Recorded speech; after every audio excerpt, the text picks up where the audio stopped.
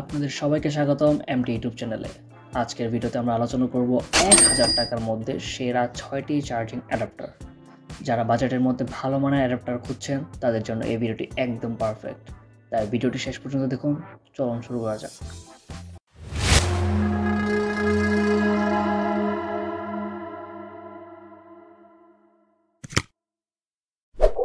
প্রথমে শুরু করছি Google 30 watt USB-C power adapter দিয়ে।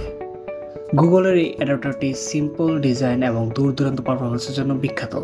এতে 30 ওয়াটের পাওয়ার আউটপুট রয়েছে যা আপনার ডিভাইসকে দ্রুত চার্জ করবে।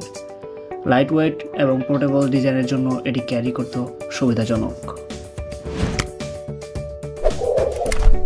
এরপর আছে বিটবি mini portable 20 watt PD adapter. ছোট্ট এবং কম্প্যাক্ট ডিজাইনের কারণে এটি ট্রাভেলিংয়ের জন্য আদর্শ। 20 ওয়াটের পিডি সাপোর্ট থাকায় আপনি স্মার্টফোন থেকে শুরু করে অনেক ডিভাইস দ্রুত চার্জ করতে পারবেন।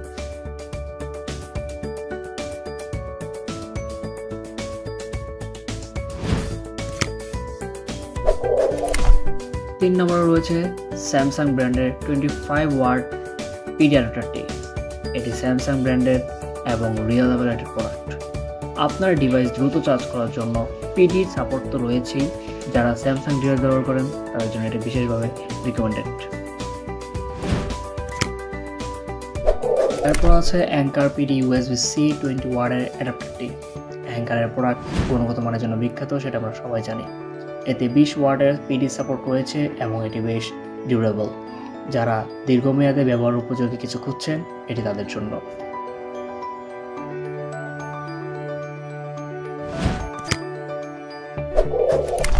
5 নম্বরে রয়েছে OnePlus ব্র্যান্ডের 65 ওয়াট পাওয়ার অ্যাডাপ্টারটি। যদিও এটি 65 ওয়াট পর্যন্ত চার্জিং সাপোর্ট করে, এটি বেশ অ্যাফোর্ডেবল। যারা হাই পারফরমেন্স অ্যাডাপ্টার খুঁজছেন এটি তাদের জন্য পারফেক্ট।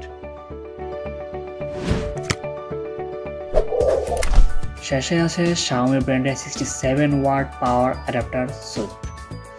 যারা হাই পারফরমেন্স অ্যাডাপ্টার খুঁজছেন তাদের জন্য এটি একটি দারুণ অপশন। 67 ওয়াট পাওয়ার আউটপুট দিয়ে এটি দ্রুত চার্জিং নিশ্চিত করে। Xiaomi এর এই পণ্যটি ভ্যালু ফর মানি প্রোডাক্ট বলা যায়। এই ছিল আমাদের 1000 টাকার মধ্যে সেরা 6টি চার্জিং অ্যাডাপ্টার। কম বাজেটে যারা ভালো মানের চার্জার খুঁজছেন তারা এইগুলো নিশ্চিন্তে বেছে নিতে পারেন। ভিডিওটি যদি আপনার ভালো লাগে তাহলে লাইক, কমেন্ট এবং শেয়ার করতে ভুলবেন না। আর নতুন নতুন ভিডিওর আপডেট পেতে আমাদের চ্যানেল সাবস্ক্রাইব করুন। দেখা হবে পরের ভিডিওতে। ততক্ষণ ভালো থাকুন, সুস্থ থাকুন। ধন্যবাদ।